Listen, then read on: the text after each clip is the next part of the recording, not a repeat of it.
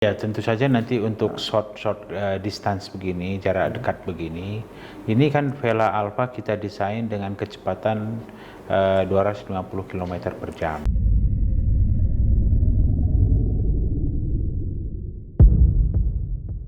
Exciators kembali lagi bersama kami, dan hari ini kita sudah berada di sebuah manufaktur dari eVTOL, kebanggaan kita bersama, karena ini sepenuhnya adalah buatan Indonesia dan sepenuhnya karya putra-putri tanah, air, dan udara Indonesia. Mengapa tanah, air, dan udara? Karena perlu kita ingat, wilayah negara kita tidak hanya tanah dan air, tapi udara juga bagiannya. Untuk itulah hari ini kita sudah bersama dengan Direktur Teknologi dari Vela Prima Nusantara, Bapak Rezeki Simanjorang. Pak Rezeki, apa kabar Pak? Kabar baik, Mas Rahmat. Terima kasih, semoga rezeki Bapak juga sesuai dengan namanya selalu baik. Terima kasih, Mas. Amin. Pak, oke, mungkin boleh nggak sih Pak sedikit dijelaskan apa sih Vela Aero itu, dan kalau kita boleh tahu visi dari Vela Aero ini untuk menjadi pioneer dalam solusi advanced air mobility di Indonesia, dan juga bagaimana Vela Aero ini dapat berperan mewujudkan visi tersebut. Silakan Pak. Ya, terima kasih Mas Rahmat ya. Nama resminya, ofisialnya kita PT Vela Prima Nusantara. Kita sebut aja singkatannya itu Vela Aero. Nah, jadi ini kita perusahaan yang mengembangkan advanced air mobility atau penerbangan lanjut katanya di Indonesia gitu. Jadi kita ini mengembangkan, yang kita terlibat dalam pengembangannya itu dalam desain, pengujian, dan juga nanti ini juga dalam proses manufacturing pesawat ini di kemudian hari gitu. Nah, jadi kita punya visi itu untuk memberikan solusi IAM terutama untuk Indonesia yang aman, terjangkau, dan juga yang berkelanjutan gitu, dengan teknologi berkelanjutan, dengan menerapkan teknologi kelistrikan di sini, pesawat udara yang berbasis kelistrikan gitu, digerakkan oleh motor listrik gitu. Jadi misi kita itu adalah memberikan solusi IAM di sini, yang mana solusi ini affordable kepada orang-orang terutama ya di Indonesia gitu. Walaupun kita melihat market kita itu, terutama market yang paling besar itu kita lihat itu adalah Asia Pasifik gitu. Oke. Nah, kalau Vela Alpha yang kita boleh bilang nih mungkin taksi udara atau air taxi ya. Apa sih Pak yang membedakan Vela ini dengan pesawat atau helikopter konvensional yang masih berbahan bakar fosil, dan bagaimana teknologi ini dapat memberikan dampak besar pada industri penerbangan dan kebutuhan transportasi udara, khususnya di kota-kota besar di Indonesia seperti Jakarta atau Surabaya, Pak? Iya. Perlu saya tekankan dulu ya. Sebenarnya Vela Aero di sini, Vela Alpha itu adalah salah satu dari produknya.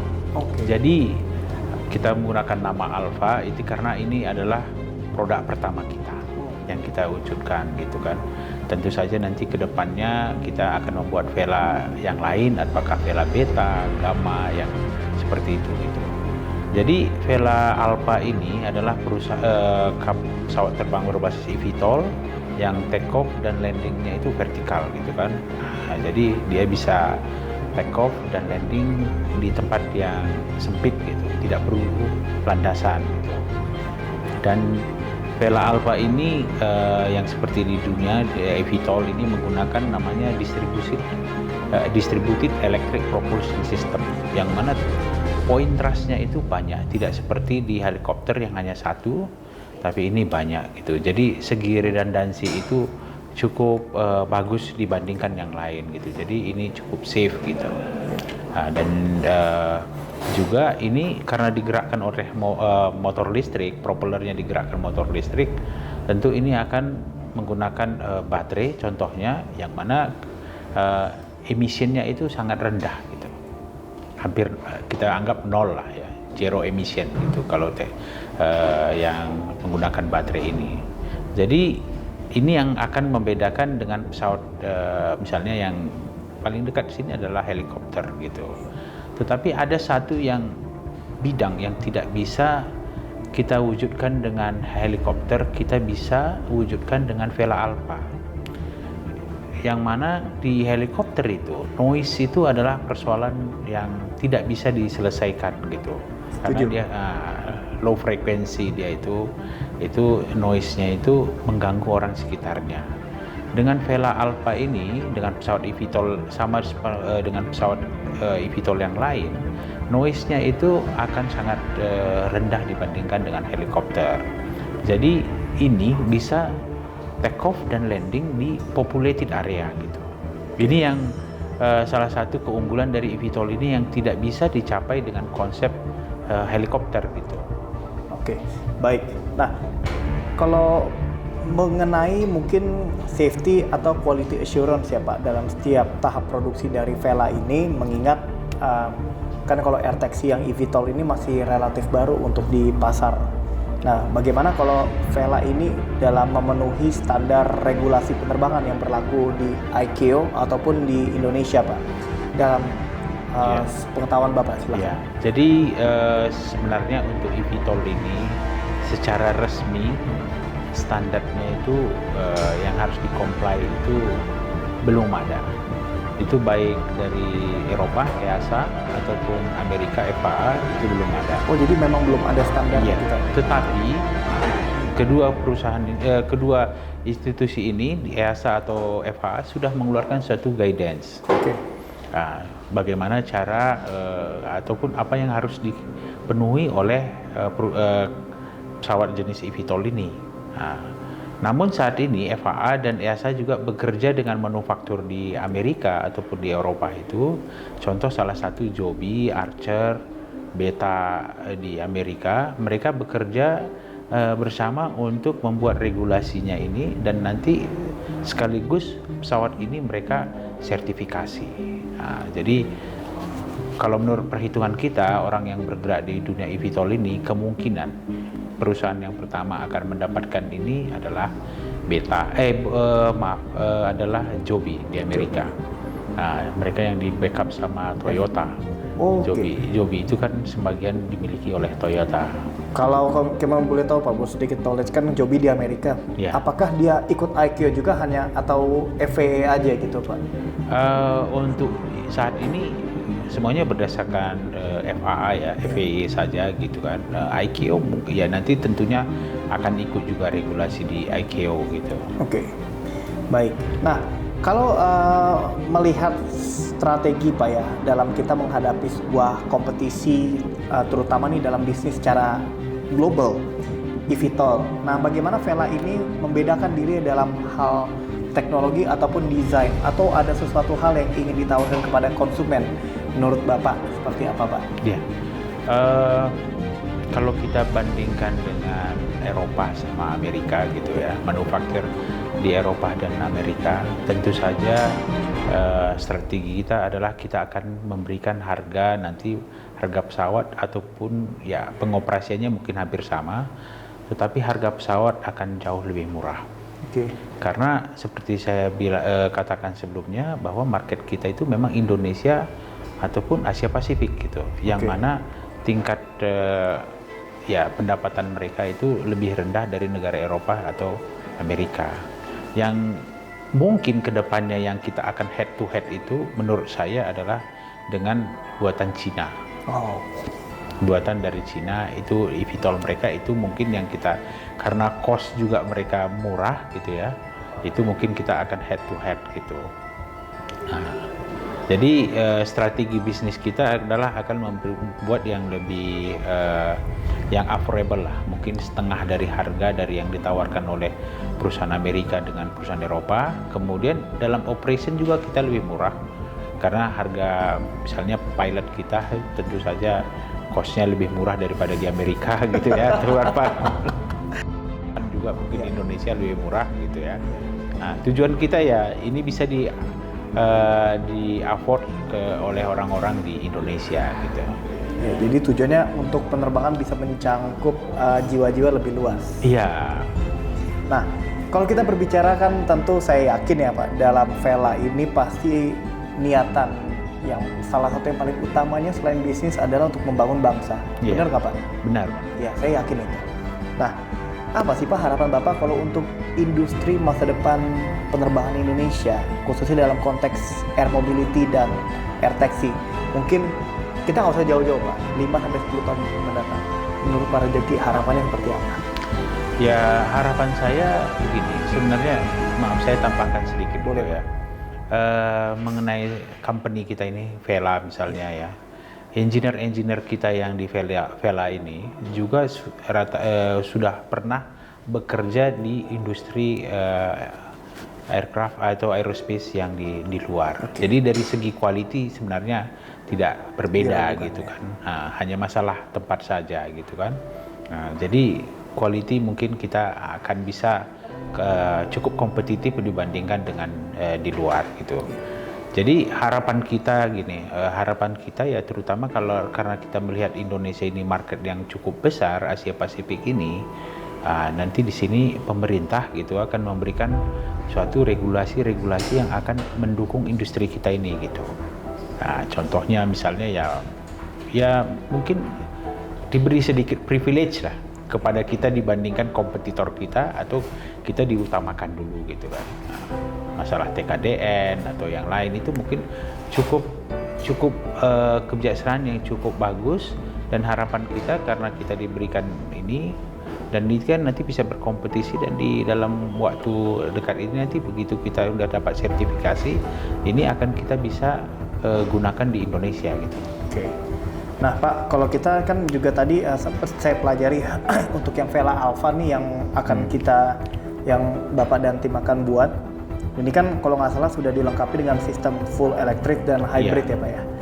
Dengan jangkauan mungkin 100 km untuk versi full electric dan 500 km untuk versi yang hybrid. Hybrid artinya mungkin bercampur dengan bahan bakar fosil ya Pak? Hybrid itu sebenarnya ini, kalau full electric dia itu energi utamanya itu disimpan di baterai gitu kan. Kalau dia nanti hybrid, energinya itu ada yang dihasilkan dari namanya turbo generator, itu sama gas turbine juga mesinnya, engine-nya. Kemudian nanti mereka ubah menjadi listrik juga. Jadi kombinasi gitu. Oke. Nah, kalau kita boleh tahu bagaimana sih tim engineering, mungkin ini kalau kami lihat mungkin di bawah jajarannya dari Pak Rejeki juga memastikan performance juga keandalan flight control, terutama efisiensi dalam lingkungan yang sangat dinamis. Ini kan rencana buat di urban air Pak, di perkotaan. Gimana Pak cara itu? Silakan. Ya tentu kalau flight control sebenarnya ya kita memang mengadakan studi, analisis dan desain di sini, tetapi tentu ada partner kita juga, ada partner kita dari luar gitu untuk mewujudkannya ini. Tetapi ya ini untuk teknologi seperti ini kita tidak berikan 100% itu kita rely keluar gitu.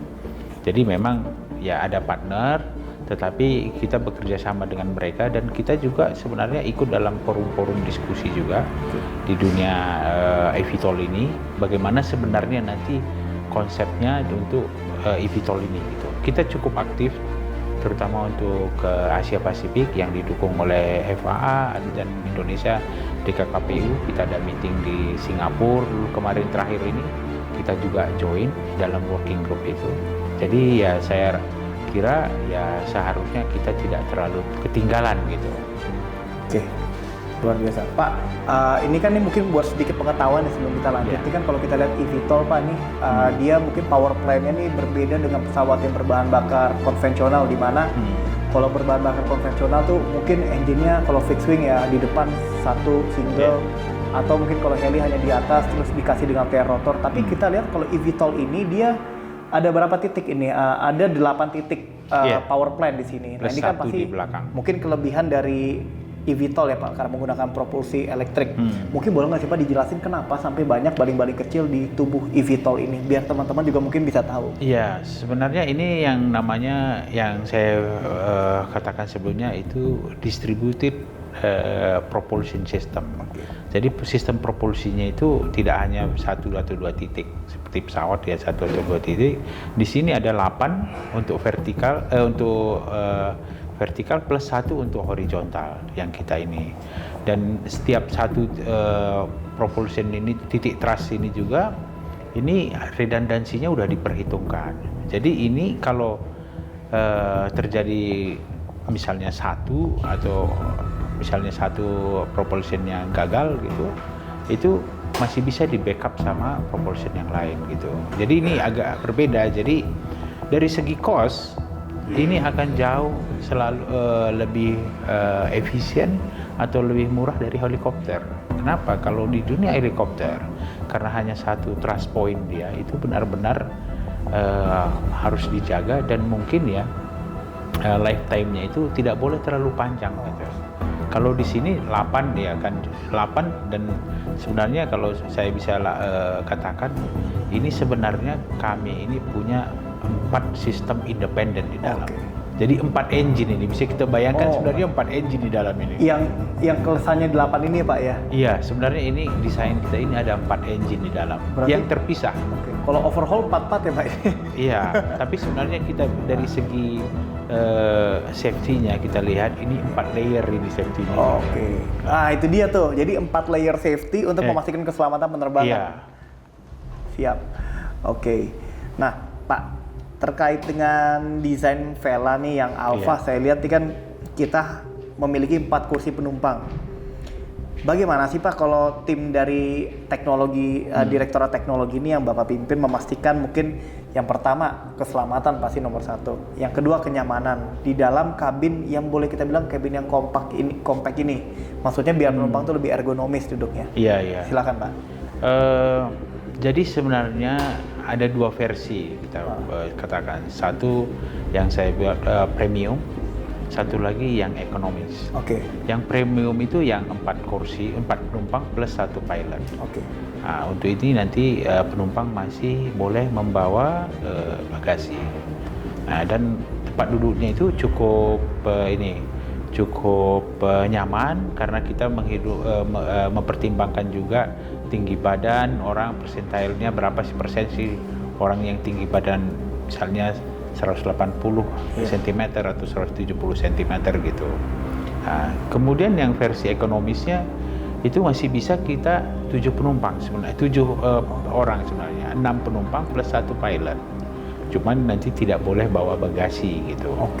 Nah, ini juga untuk ukuran ini kita ngambil ini rata-rata sebenarnya barometer kita karena data-data persentil tinggi badan dan berat badan tadi lebih banyak kita refer ke Amerika. Jadi tinggi badan orang bule dong Pak. Kalau kita orang Indonesia nyaman. Udah pasti nyaman gitu. Kalau orang Indonesia yang 6 penumpang aja udah pasti nyaman gitu. Kadang saya ingetnya gini Pak, kalau lihat helikopter zaman dulu tuh kayak kayak heli Alouette atau Bolko tuh sempit banget naiknya. Gitu, atau heli capung gitu kan.